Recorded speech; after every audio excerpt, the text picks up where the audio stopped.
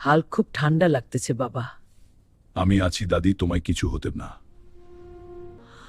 তুই কি করলি বাবা? তোর ঠান্ডা লাগবে।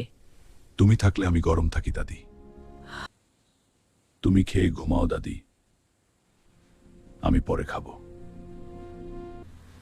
আমার মনে হয় আমি বেশি দিন বাঁচব না। এই কথা বলবা না দাদি, আমি ভয় পাই।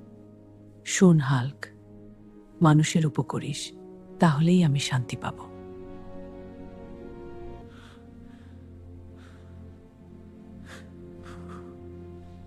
আমি ভালো ছেলে হয়ে গেছি।